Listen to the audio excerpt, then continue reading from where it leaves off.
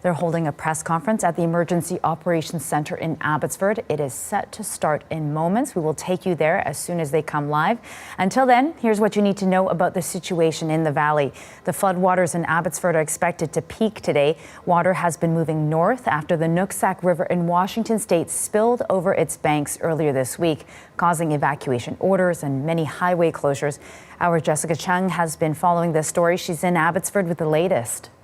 A huge puddle behind me, Leanne. I'm on Whatcom Road, right off of Highway 1, which you can see behind me. There's the overpass right there.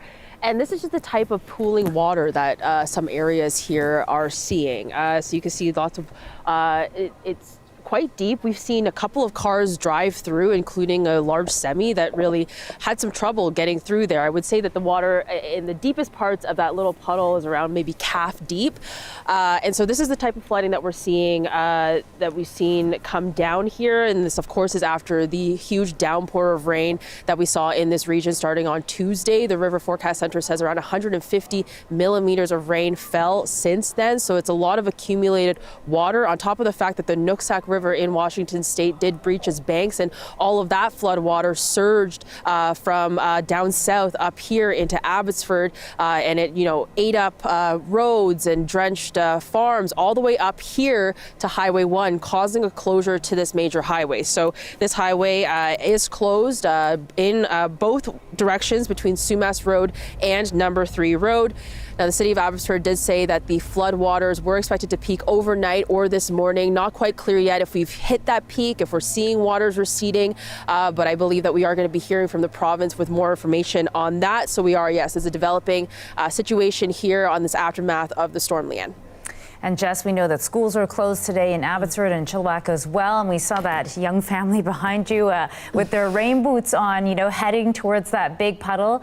I'm guessing their parents aren't going to be encouraging them to jump in that puddle, a little deep for that one. But how are people in the area feeling? We know that, this is a bit of an echo of what happened 4 years ago. Yeah, absolutely. Well, I mean, you can see that there are people that are out. The family that just walked by, we saw people walking their dogs, they're biking around. Life is kind of going on a bit as normal here, as of course this area is no stranger to, flooding in general and having, a lot of accumulated water in some of these low-lying areas. But yes, top of mind, of course, is the 2021 floods.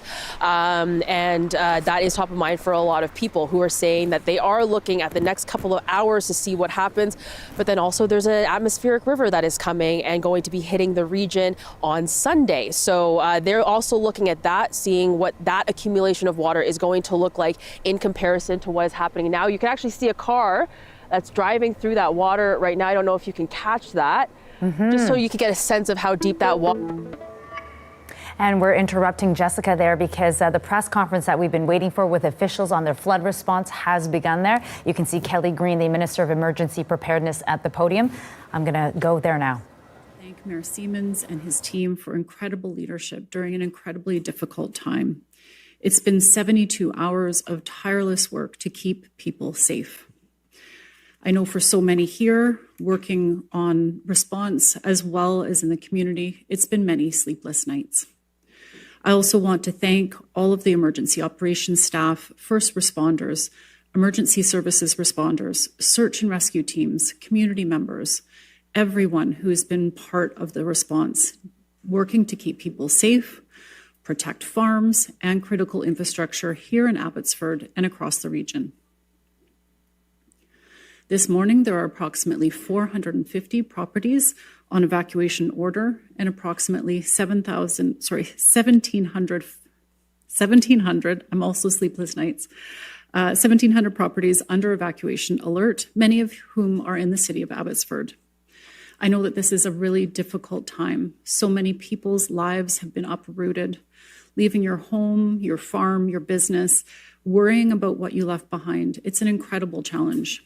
I want to thank everyone who is taking evacuation orders seriously, working to keep people safe, and creating the space for emergency professionals to do their important work. I want to reassure everyone that the province, local governments, and emergency teams are working with urgency and doing everything in their power to keep homes, farms, and businesses safe. I also want to thank people who have stepped up in informal ways that aren't often talked about, like folks helping their neighbors, friends opening their home to friends who have been evacuated, volunteers filling sandbags. These community-spirited actions are making an important and an impressive impact. If you have friends or family that have been evacuated from their home, I'd recommend checking in on them, even if it's just to let them know that you're thinking of them. Small acts of kindness right now have a big impact. We've learned through past emergencies that when times are tough, BC is at its best, and the events over the last few days have shown that this is no exception. We're working across government to provide a coordinated response to protect people, support communities, and protect livestock. We're continuing to deploy sandbags and equipment and work closely with communities to assess damage and impacts. And the Ministry of Transportation and Transit is working around the clock to keep highways safe. The Ministry of Agriculture and Food is working closely with producers to protect livestock. As difficult as the last few days have been, there is more rain in the forecast. Now is the time for people in flood areas. If you have not done so already, pack a grab-and-go bag. Make it ready. Have the essentials that you need if you are asked to evacuate suddenly. Include items like seasonal clothing, medications, and important documents like your insurance provider. The province has created a step-by-step guide on building an emergency plan at preparedbc.ca/emergency ready.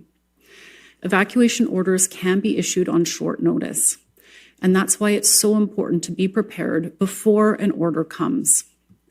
Information on evacuation orders and alerts can be shared on your local government's website, and they will also be found on emergencyinfobc.ca or on X at emergencyinfobc. Our website is updated 24/7, and please check these resources regularly as well as with your local government. I want people to know that every resource is deployed and every decision that we're making is based on keeping people and communities safe. We could have a challenging weekend ahead of us, but with collaboration and teamwork, we will get through this together. Please stay alert, stay informed, and be prepared. I'll now turn it over to Minister Popham for an update on how the province is supporting producers in the region.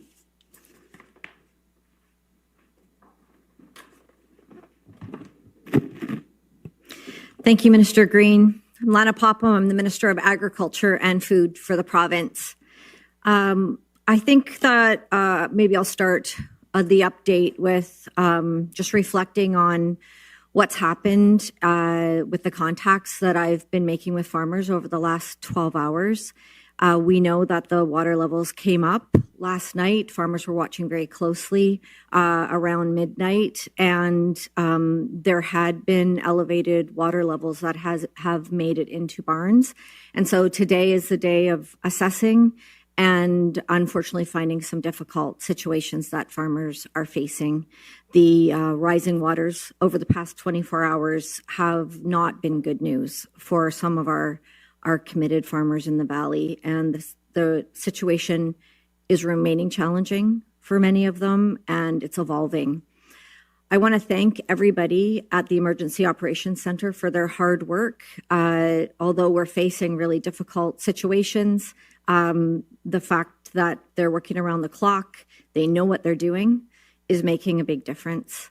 I'm continuing to be in direct contact with farmers, and I can tell you that we talk about what has changed since 2021, and the communications level has absolutely changed, which is making it a little bit easier.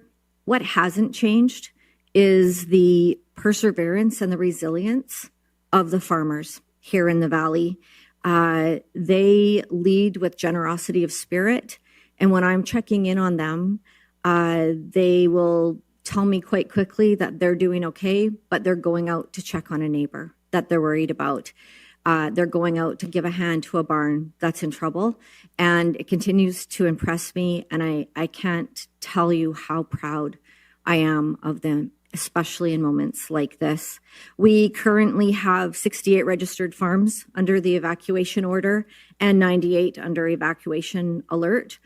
I got word early this morning that we've lost a couple poultry barns overnight. Additional birds are in the process of being moved. And anytime a farmer loses livestock, it's heartbreaking and it's traumatic, and my heart goes out to those families. We're going to continue to work closely with them to help them manage through this moment.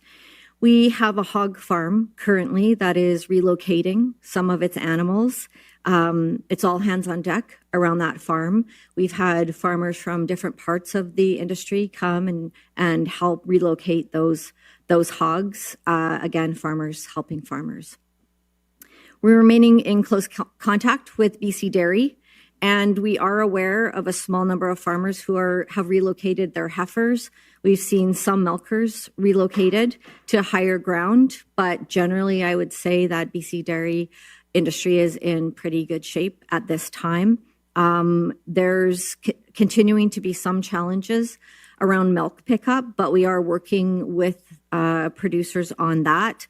And I have to say that the Abbotsford Police Department has been exceptionally excellent at helping navigate that particular problem. So I'd really like to thank them for that. Milk trucks are being prioritized so they can get through the road closures and pick up milk from farms. We have one farm, I believe, that the pickup is not going to be able to happen, and so we're making some decisions around what will happen there.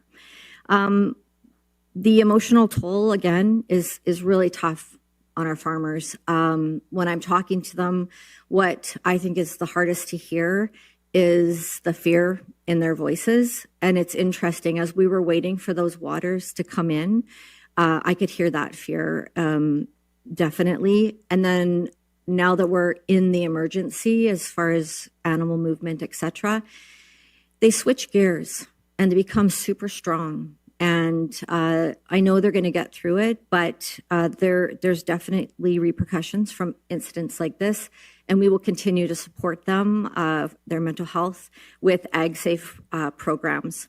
Our lab, yesterday I told you that we lost power at some point, and yesterday the parking lot and the basement began to be flooded. 12 inches of water approximately has entered into the lab space. This is compared to 2021 when it was 5 feet of water. So it's much different, but it still has an impact on the lab. And in fact, we now have to probably close it for the remainder of December. We are diverting a lot of our samples and testing to other provinces. Alberta and Manitoba will be taking some of our testing for avian influenza. And that happened last time as well. It's a fairly smooth process and testing will still get done, but we are handing it over to the federal government at this time. So we will continue to assess over the day, and I'll be continuing to keep in touch with farmers.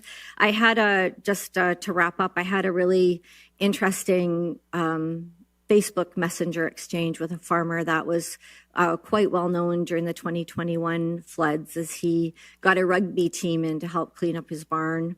Really devastating situation. And he was out looking at his neighbors, and his brother was out driving around to see if anybody needed help this morning. So regardless of the weight of the situation, there's an incredible, resilient group of people out in this valley. And as I said, I couldn't be more proud of them. Thank you. I'll hand it over to the Mayor.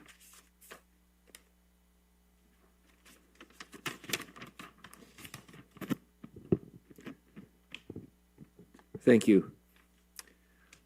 I appreciate the ministers being here today.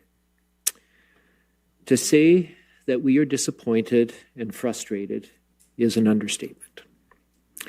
And once again, the safety and the well-being of our residents, our farms, our livestock, provincial food security, provincial economy, and even our national economy remain unprotected and at risk.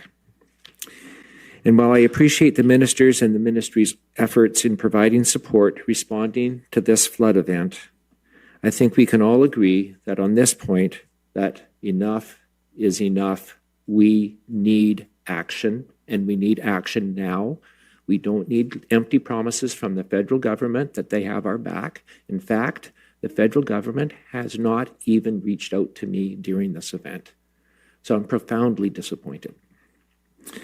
Within the first 6 months following the devastating flood of 2021, we developed a long-term flood mitigation plan to avoid this exact issue.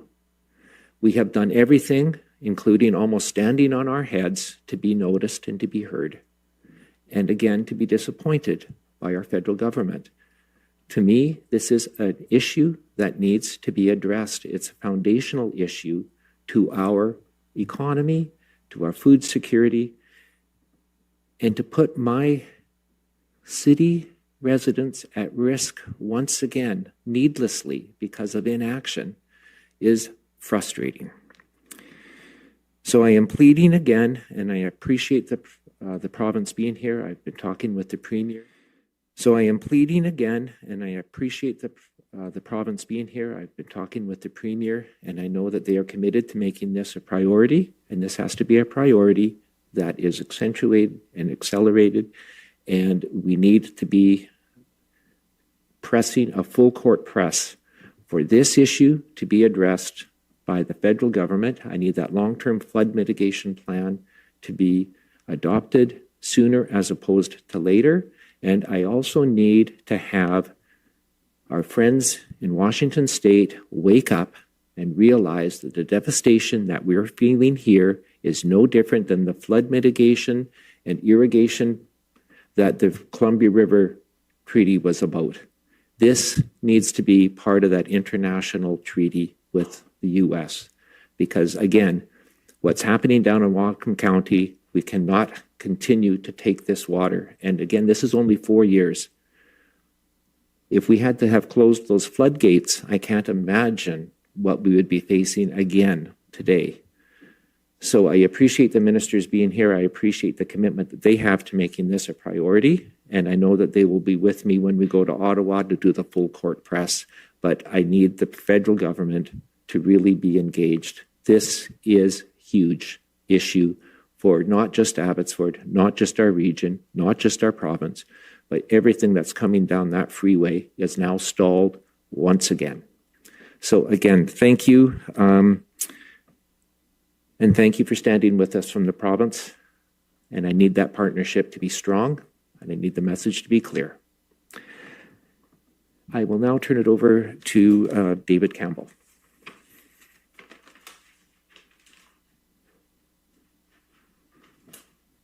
Thanks, Mayor. Dave Campbell, I'm the head of the River Forecast Center. I'm just going to provide a brief update in terms of river situation and what we can expect in the coming days.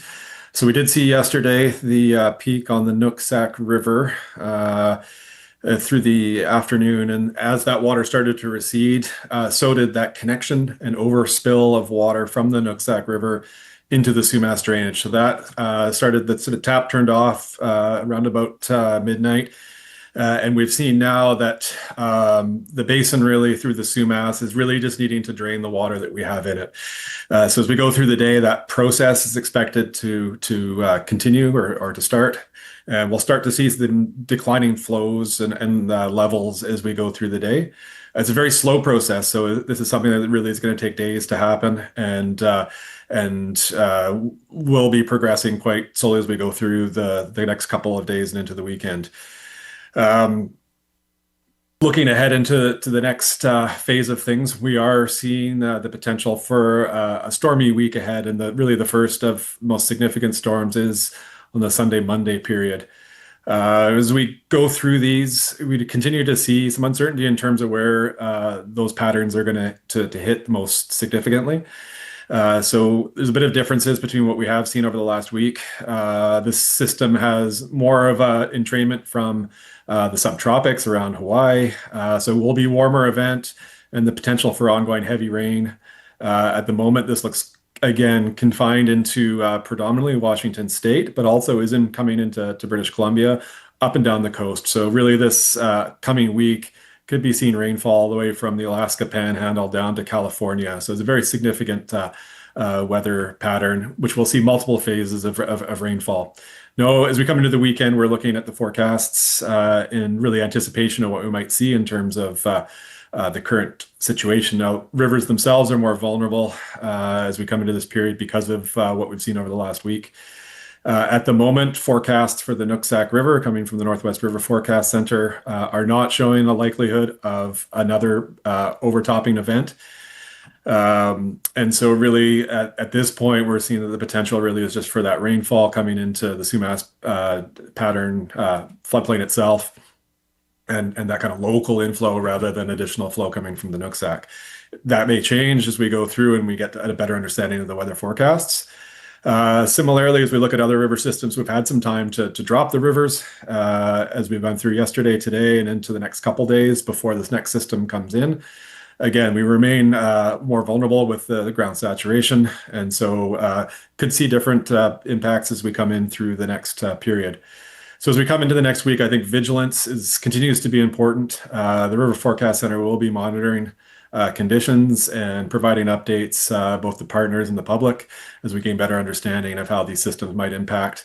But again, understanding that we're into a phase of heightened flood risk across the region helps us to plan as well as be vigilant over this period. So with that, I'll wrap up and I'll pass it back to Minister Green. Thanks. Thank you for that. I believe we're turning it over for questions. Please press star 1 to enter the queue. You'll have one question and one follow-up. We will start with the questions in person. For your media, please state your name and your outlet. You'll have one question and one follow-up. Thank you, Ben Milger, CTV News. I appreciate that Ministers Green and Minister Popham have said that communication has improved significantly over the last 4 years. Farmers that we have spoken to in the West Sumas area are frustrated because they expected and they want infrastructure improvements to prevent this from happening. Why, since 2021, have there not been significant infrastructure improvements to prevent this kind of flooding? Thank you for the question. We have been working very closely in the region to improve flood protection. We have $76 million for the Barrowtown Pump Resiliency Project, which is underway. We also have a flood mitigation table that is making good progress on identifying the key priority items that we will be asking the federal government to fund.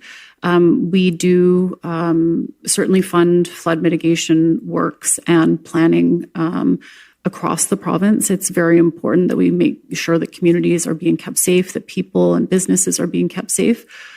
We continue to do that work. You mentioned that there were some disappointing discoveries by farmers. Can you talk to us about the actual numbers that you're aware of livestock that have been lost? And with more severe weather on the way, what is the risk that more will be lost? Yes, unfortunately, the flooding has affected some poultry barns. I learned last time during the floods of 2021 that discussing the numbers of the mortalities is really stressful for farmers to hear. Those numbers will come out after the full assessment and after this event is over, but we like to keep it to the number of barns so that I know there's farmers listening today, and so they're not hearing that. It traumatizes them, and so we will definitely have those numbers later, but during the emergency, we like to keep that to a minimum. Next outlet. Hi, Monica Gould with City News. I'm not sure who would be the best person for this, but I'm wondering if we can get a sense of like potential injuries and rescues. I do understand some people have had to be rescued from their homes, from cars. Wondering if we could get details on what kind of rescues are you seeing, number of rescues that have happened, and subsequently, are there any injuries that you know of associated with this event? I know that provincial priority is always keeping people safe. That's the same with every local government and First Nation, and every effort is made to make sure that people are kept out of way of harm, and if they are in harm's way, to get them out. I will pass that over to the Mayor for particular details. Thank you. I'm not aware at this point of any injuries that have been reported. That is I know that there has been some significant issues with people being rescued by boats in Sumas, Washington. So there may be some misunderstandings or miscommunication on that front. However, Eric Peterson, our fire chief, who is the head of our emergency operations center, that might be a good question for him offline to ask, but I'm not aware, and my staff that are with me right now are not aware of those reports at this stage. Thank you. Thank you. Well, I just wanted to maybe address that one question. That was about infrastructure. We have done everything that we can within our powers at the city. The challenge that we're facing right here on the west side of the prairie is primarily the Transboundary Flood Initiative issue. And unless they do something on the American side, there is not much we can do on our end. Unless it's our flood mitigation plan, which we've been working on, and we were turned down for funding from the federal government. So we've had to regroup and we've had to redo that approach. However, that long-term transboundary initiative, that's where we need the federal government to elevate this. This is just as important to us on this side of the border as the Columbia River is on their side of the border, because Columbia River Treaty was primarily done for flood mitigation and irrigation in eastern Washington. Power was a byproduct. So this is just as important to our economy as that is to Washington state. So we need that. The federal government has to be at the table for that issue. And I believe I have Kevin Dunbar on the line for additional information. All right. Thank you very much, Minister and Mayor. And I just wanted to reiterate some of the messages that were given already. I think it's the main focus of the emergency at the moment is to keep people safe. And so we've talked about evacuation alerts and orders. One of the most important things people can do is have their grab and go bags ready. And when there is an evacuation order, listen to your local government. In terms of reports of rescue, there have been some successful search and rescue activities throughout this event. In Chilliwack, there was a helicopter rescue in the Chilliwack River by a search and rescue team. Each of those dispatches of search and rescue teams has been successful. We also know that communities, including the city of Abbotsford, city of Chilliwack, and others, are working around the clock to understand what impacts have happened and what damage is in place, and they will start to release that information as they have it. Thanks very much. Yeah, this question is for a colleague, and I appreciate there was maybe a bit of overlap here. But what lessons specifically were learned and measures put in place from the 2021 event to prevent another flood, and why specifically did those seemingly appear to fail here? We learned a lot of lessons since 2021. We learned quite a bit about how proactive communication and data sharing is so important, which is why we now have closer ties with Washington State, so that we are getting the same information from Washington State as their emergency personnel are, through to our personnel on this side who do flood modeling in order to predict what's coming and where we need to move equipment and personnel. Including in that data sharing, we also have new monitoring stations on both sides of the border, as well as new cameras on the Canadian side, again, adding to the information that we can use to have predictive modeling and move people out of the way. We have since then added the capability of adding an intrusive alert for a flood event. This capability was added in response to the 2021 flood event. And that's if there is an imminent risk of life, we are able to issue an alert to people's cell phones, radio, television.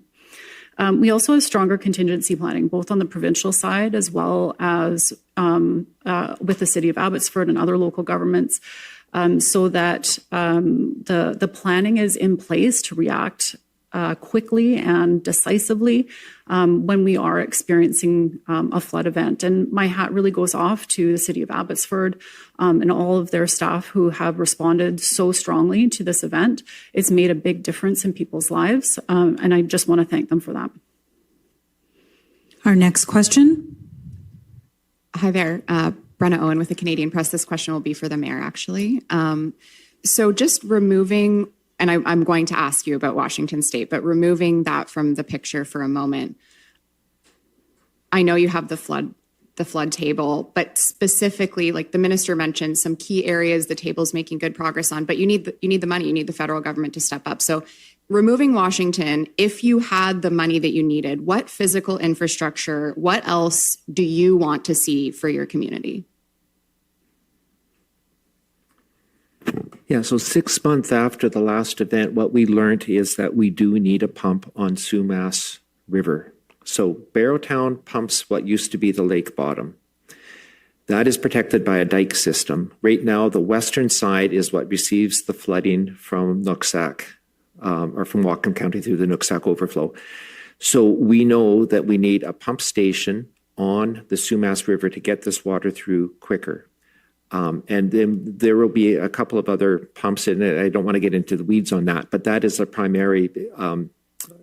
That also has, so flood mitigation, but it also has irrigation capabilities to even make that even more productive on the west side. But that is the primary issue that we need right now is that we need to move that water through quicker so that it has a place to go. When we have events like this and we have to close those floodgates, the water just backs up and has nowhere to go. Thankfully, this time for the lake bottom, we were able to keep those floodgates open. But that water still backs up and it still takes a while to drain out through there. That pump that we would have would move that through a lot quicker and we would mitigate much of what's happening right now. That and the flow split, which I think will be your next question. Well, I'm wondering just if you were to have a sit down with Washington authorities and have a candid conversation with them. I appreciate this is also a federal and a provincial issue, but for you, how do you want, in an ideal world, Washington to address this situation? Well, the flow split at Everson, and then maybe, again, we took 100% of the flow. So the flow split, widening that funnel, addressing that issue is primary importance.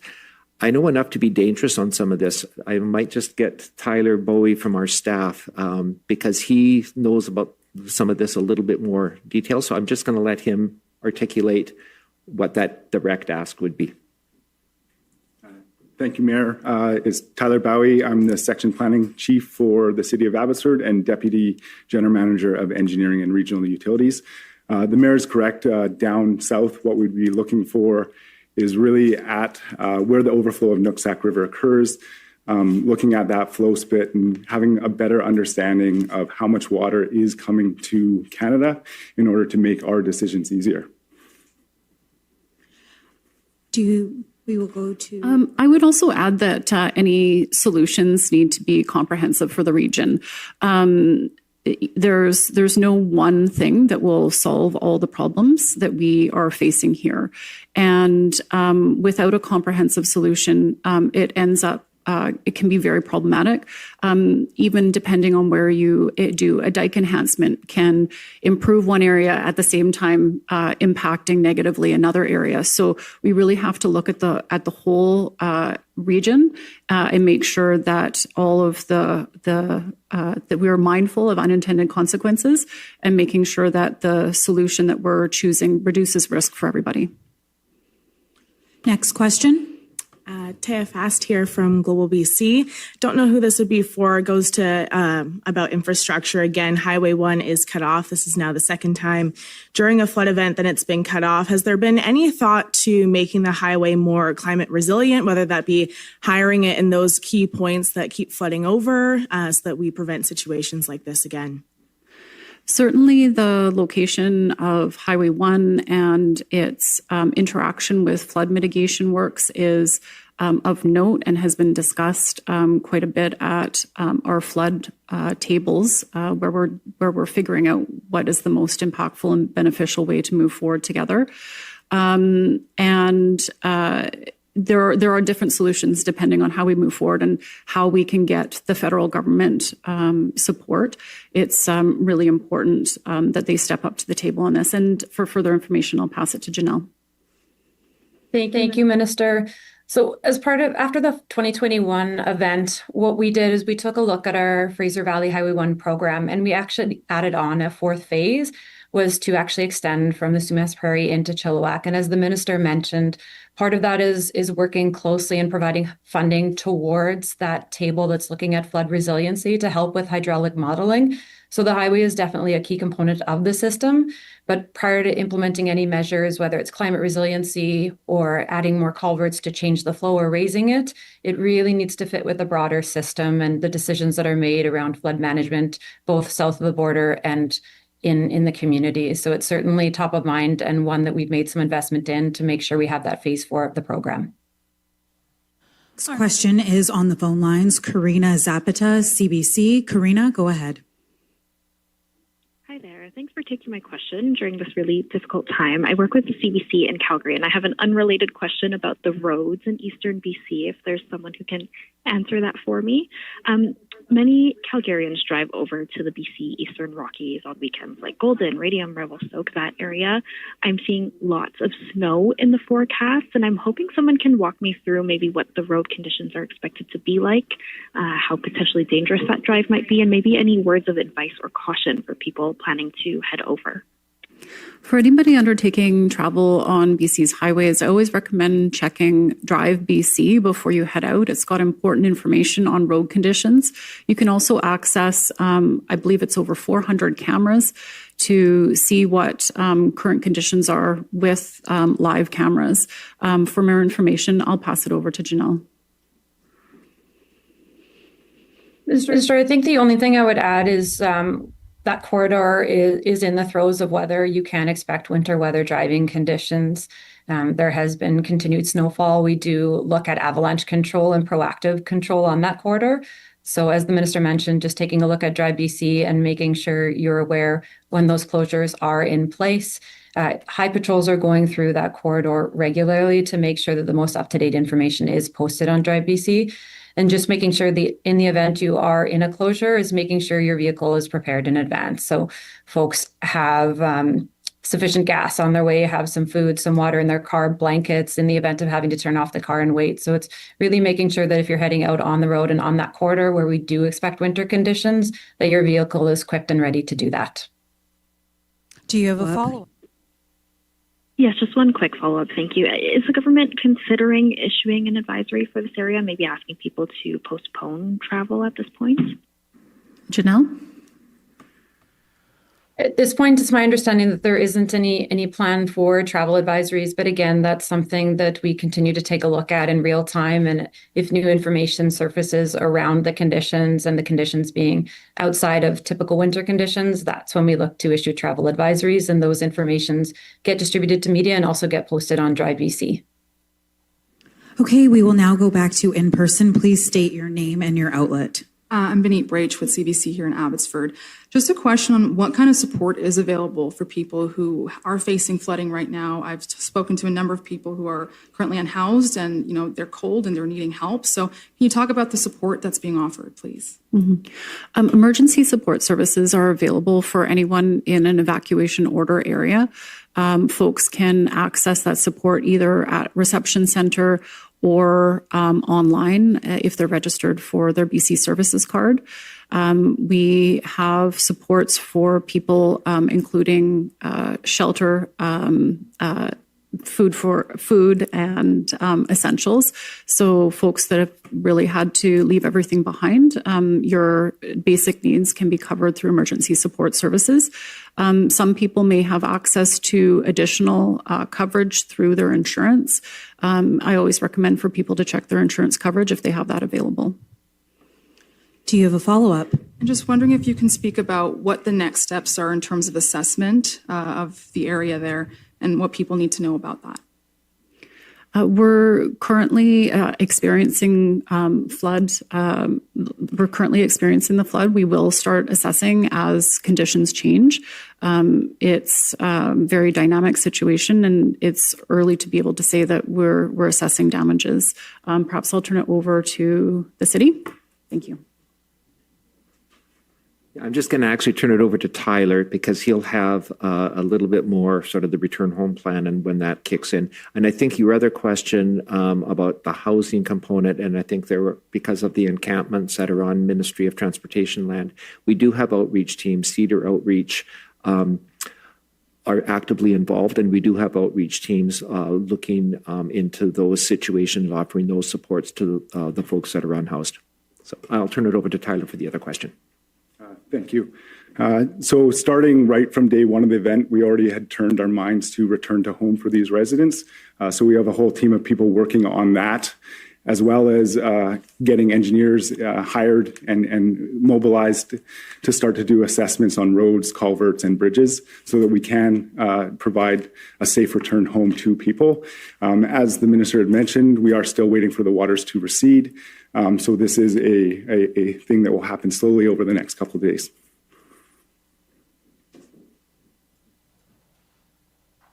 And we'll turn it over to Kevin Dunbar online. Perfect. Thanks very much, Mayor and Tyler as well. I think the other piece to add is, as Tyler was mentioning, across the Fraser Valley, communities are trying to assess and understand the damage and really waiting for some of that water to recede.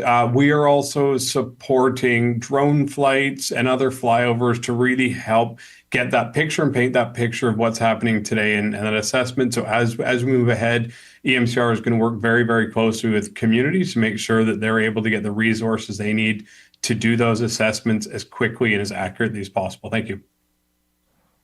Okay, our next question is from Mary Griffin, Check News. Mary, go ahead. Oh, hi. Thanks very much.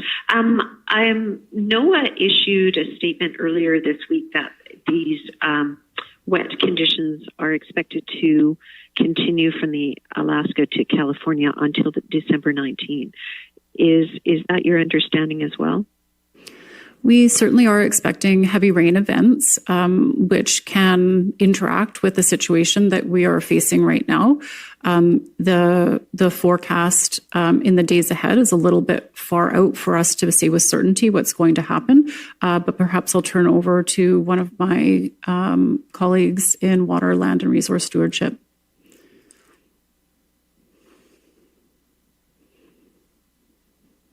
Yeah, thanks, Minister. Just to continue with that sort of outreach or sort of longer range forecast, we've got really that pattern set up across the Pacific Ocean. So a low pressure system off the Gulf of Alaska and high pressure across the southwest part of the states. And that's really leading to a funnel in terms of the trajectory of flow of air across the Pacific Ocean into the Pacific coast. As you mentioned, stretching really from California up to Alaska. And so over the next week, we are anticipating to see a number of waves of rainfall coming in really across the coast.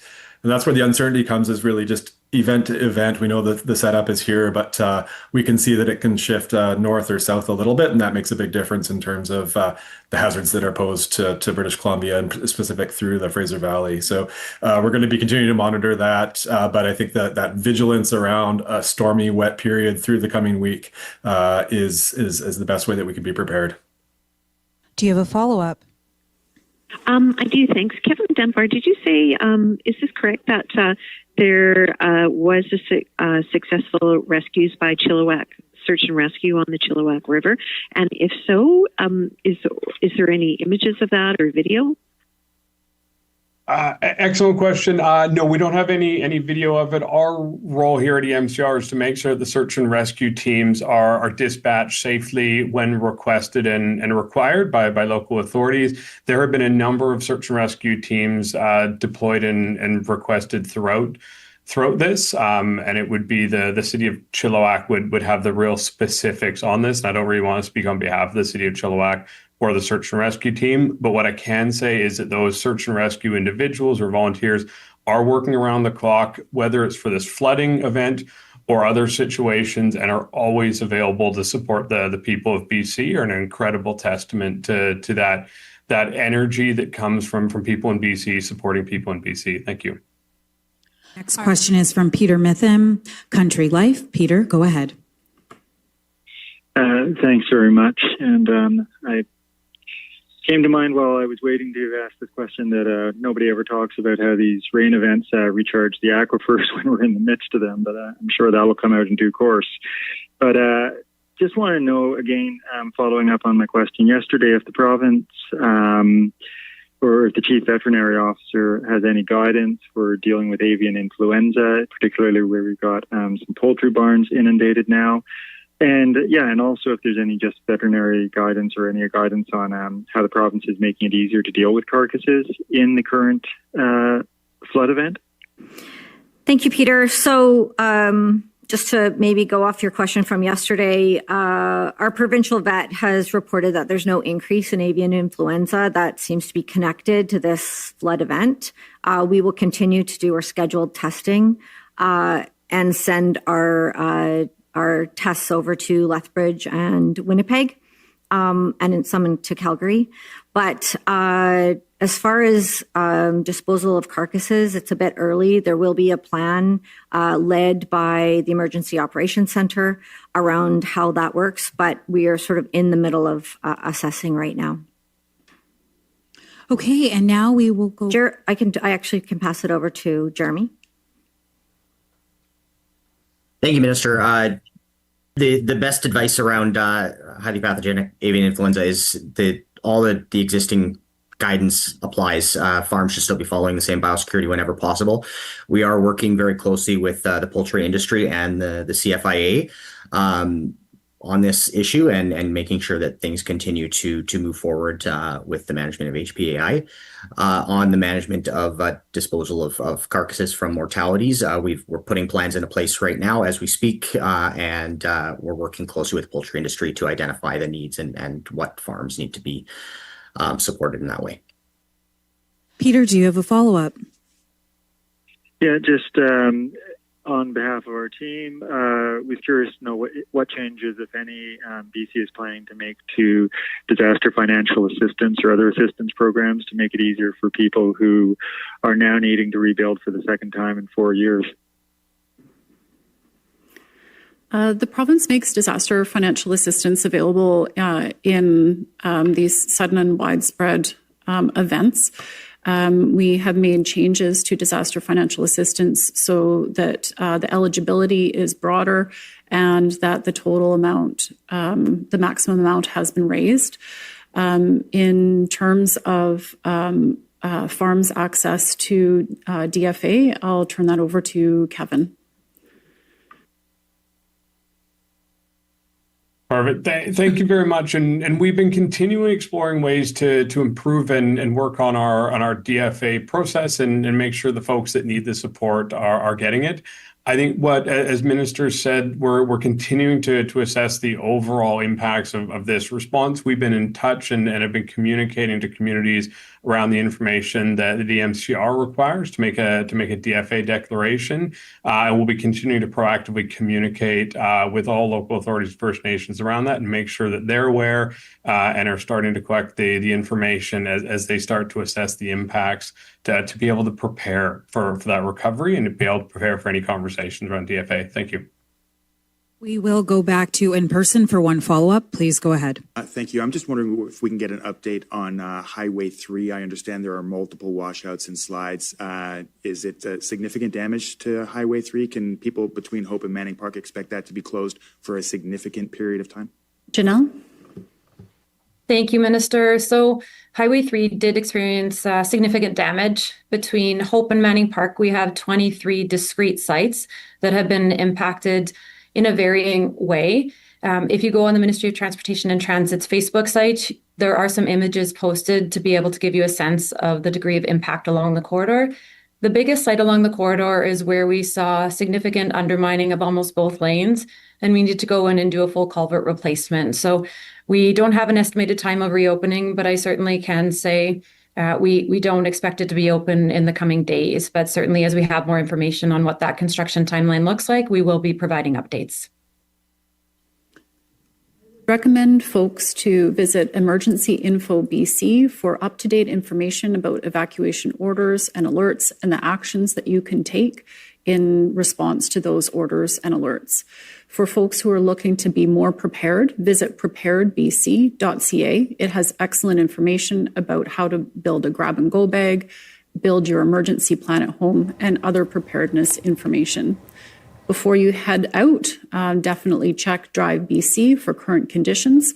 It's very important that we take our time today and drive for the conditions that you're experiencing. Take care out there. Stay safe. You are watching a live press conference with provincial officials who were giving an update on the flood situation in the Fraser Valley. That was the Minister of Emergency Management, Kelly Green. She told us that about 450 properties are on evacuation order and 1,700 are on evacuation alert. More of an update from what we heard today. Agriculture Minister Lana Popham saying that there have been a couple poultry barns who have lost animals due to rising floodwaters. Today, they are assessing the full damage. She didn't want to give the preliminary number of animal deaths as to not traumatize farmers who are listening. The number of farms on evacuation alert have increased slightly to 68. 98 farms are on alert. We also heard from Ross Siemens. He's the mayor of Abbotsford. He expressed immense frustration today, specifically with the federal government. He says since 2021, when his region was wiped out by those devastating floods, they have been pleading with the federal government for a commitment to a long-term flood mitigation plan for the region. So a key part of this would be funding for a new pump station on the Sumas River. He wanted to add that the mayor says the federal government has not reached out to him during this flood event, and for that he is, quote, profoundly disappointed. So the mayor says he's looking for action as well and cooperation from Washington State based on the Nooksack River's impact. All right, we also heard a bit of a look ahead with the weather system that is on the way. David Campbell from the BC River Forecast. He says the Nooksack River peaked around midnight and it's draining out, but that's going to take several days for the water flows to decline. They're now watching for this new weather system that's making its way in, specifically expected to affect the region on Sunday, Monday. There's going to be potential for some heavy rain coming from the tropics. And he says at this point, the Nooksack River does not seem to show a potential for overflowing, but they are still in a heightened flood risk, considering the amount of rainfall we've had, the saturation in the ground. He's warning everyone to remain vigilant. So if you haven't already done so, Minister Green says pack a grab-and-go bag, which includes medicine, insurance, those important documents that you need. So that's some of the highlights that we heard from this press conference. That's the latest on the flood response from provincial officials. With that, I'll wrap up our coverage of this press conference here. I'm Leanne Young. We'll continue to bring you all the latest on the Fraser Valley on CBC News across our website, YouTube, CBC Gem Radio, and TikTok. Thanks for watching.